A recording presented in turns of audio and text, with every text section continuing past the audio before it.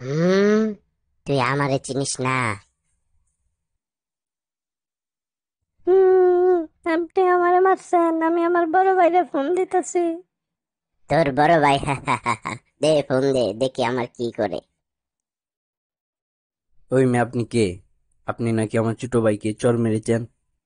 ও আচ্ছা, আপনি তাহলে ওর বড় ভাই। হ্যাঁ, আমি ওকে মেরেছি, তো কি হয়েছে? আপনার নাম কি? আমার নাম তুফান। তুফান বছরে মাত্র কয়েকবার আসে, আর যখন আসে তখন প্রলয় ঘটে। কিস হালা, তোর নাম তুফান? যেই না সেহারা নাম রাখছে তুফান। আমাদের পাড়ায় একটি কুকুর আছে, ওর নাম আমরা রেখেছি বান্টু। ওর লেজটা আর তোর এই মোষটা ঠিক একই রকম। তোর মতো কত মাস্তান ফিডে মানুষ করছি, আর তুই আইসস আমার এলাকায় তুফানি দেখাইতে না। আজকে মাত্র একটা চোর দিয়ে ছেড়ে দিলাম। এরপরেও যদি কোনোদিন সে আমার এলাকায় মাস্তানি দেখাইছিস, তো ওদিন তোকে মেরে মাটির নিচে পুঁতে ফেলবো। তোর, আমি আবার কি বালের মাস্তান? ও তো দেখা যায় আমার চেয়ে বড় মাস্তান। পালাই বাবা।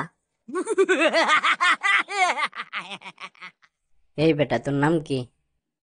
স্যার, আমার নাম তুফান। করিস চুরি, আমার নাম রাখছিস তুফান? আচ্ছা, তুই কি সত্যি সত্যি চুরি করেছিস? না স্যার, আমি শুধু কবিগুরুর নির্দেশ পালন করেছি। তার মানে?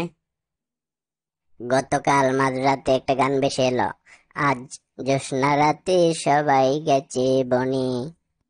ভাবলাম, আমি বা বসে থাকি কেন, আমিও যাই। তাই বেরিয়ে পড়লাম। তারপর? একটি বাড়ি থেকে আওয়াজ এলো, এসো এসো আমার ঘরে, এসো আমার ঘরে। সাথে সাথে ওই ঘরে ঢুকে পড়লাম। তারপর? ঘরে ঢুকেই শুনলাম, ঘরেতে ভ্রমর এলো গুনগুনিয়ে। বেশ আনন্দ পেলাম, বুঝলাম আমাকে স্বাগত জানাচ্ছে। এদিক ওদিক তাকিয়ে কি করব ভাবছি, তখন শুনতে পেলাম, এবার উজাড় করে লও হে আমার যা কিছু সম্বল। কবিগুরুর আদেশ তো আর অমান্য করা যায় না। সব মালপত্র এক জায়গায় জড়ো করে বেঁধে ফেললাম। সঙ্গে সঙ্গে কানে ভেসে এলো, আজি দক্ষিণ দুয়ার খোলা। পেছনের দরজা দিয়ে যখন বেরিয়ে পড়লাম, তখন বেরসিক পুলিশ এসে আমাকে ধরলো। আমি কত বোঝাবার চেষ্টা করলাম আমি চুরি করিনি, শুধু রবীন্দ্রনাথের নির্দেশ পালন করেছি।